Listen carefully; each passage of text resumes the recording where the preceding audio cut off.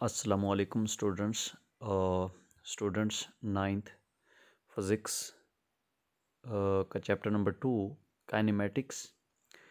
इसके आज कुछ इम्पोर्टेंट क्वेश्चन मैं आप लोगों के साथ शेयर करने जा रहा हूँ जो एग्ज़ाम पॉइंट ऑफ व्यू से काफ़ी अहमियत रखते हैं।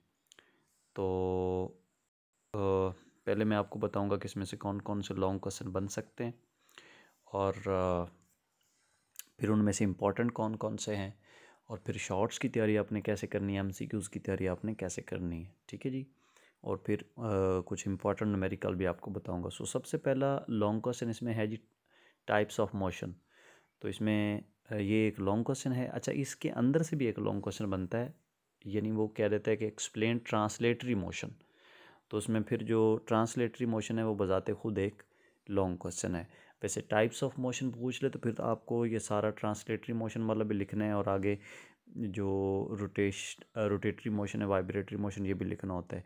लेकिन अगर जस्ट वो ट्रांसलेटरी मोशन पूछ ले तो आपने सिर्फ ट्रांसलेटरी मोशन ही इसकी डिटेल लिखनी होती है और इसकी टाइप्स और एग्जांपल्स। ठीक है जी, ये एक लॉन्ग क्वेश्चन हमारे पास।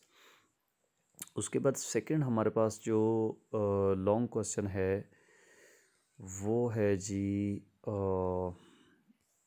ये नहीं, ठीक है, ये सारा शॉर्ट के हवाले से ग्राफिक एनालिसिस ऑफ मोशन। तो इसमें डिस्टेंस टाइम ग्राफ और वेलोसिटी टाइम ग्राफ, ये भी एक लॉन्ग क्वेश्चन है।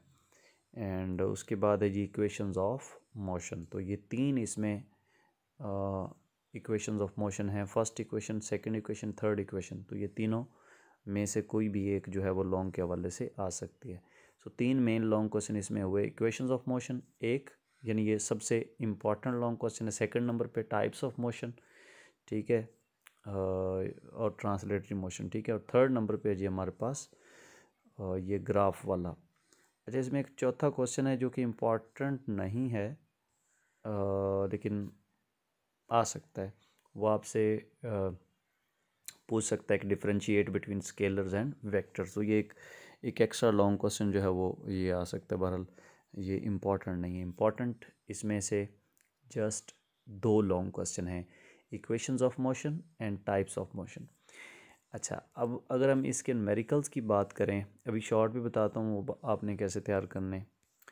अच्छा, न्यूमेरिकल्स की अगर हम बात करें तो इसमें न्यूमेरिकल नंबर स्पेशली 2 जो है काफ़ी इम्पोर्टेंट है। जो फर्स्ट वाला है ये शॉर्ट के हवाले से कई दफ़ा पेपर में आया हुआ है। 2 वाला इम्पोर्टेंट है, 3 वाला इम्पोर्टेंट है, इसके अलावा 5 वाला इम्पोर्टेंट है, 6 वाला इम्पोर्टेंट है, 8 वाला भी इम्पोर्टेंट है। ठीक है जी। ये वो क्वेश्चन हैं न्यूमेरिकल्स जो इंतहाई अहम है। वैसे आपको करने ये सारे चाहिए। अच्छा, इसके अलावा शॉर्ट क्वेश्चन जो है वो एक्सरसाइज वाले भी आपने करने होते हैं और थ्योरी के अंदर से भी करने होते हैं। लेकिन हमें प्रॉब्लम ये होता है कि हमें ये क्वेश्चन जो है ना पता नहीं होता कि पेपर में कैसे क्वेश्चन आएगा, क्वेश्चन की स्टेटमेंट क्या होगी, फिर उसका आंसर जो है वो हमने क्या लिखना, ये चीज़ें पता नहीं। तो उसके लिए बेस्ट ये है कि आप कोई भी अच्छी सी हेल्पिंग बुक जो है ना वो यूज़ करें, लाइक हमदर्द है या कोई भी अप टू डेट यूज़ करें। उसका फ़ायदा ये होता है कि उनके अंदर जो है ना ऑलरेडी जो पेपरों में क्वेश्चन आए होते हैं और जो उनकी स्टेटमेंट होती है वो रियल स्टेटमेंट उन हेल्पिंग बुक्स के अंदर लिखी होती है। सो वहाँ से आप जो है ना इनको तैयार करें तो वो आपके लिए ज़्यादा बेस्ट होता है, बजाय इसके कि आप बुक के चैप्टर के अंदर से अपने हिसाब से जो है ना तारीफ़ें छोटी छोटी याद। क्योंकि देखें ना, जब आप थ्योरी के अंदर से कोई शॉर्ट क्वेश्चन तैयार कर रहे होते हैं तो आपकी प्रेफरेंस होती है जस्ट डेफिनेशंस, और आप सिर्फ डेफिनेशंस ही तैयार कर रहे होते हैं। लेकिन आपको पता है कि पेपर के अंदर सिर्फ डेफिनेशंस नहीं आती, कुछ यानी यूँ कह लो कि कॉन्सेप्चुअल क्वेश्चन भी आते हैं।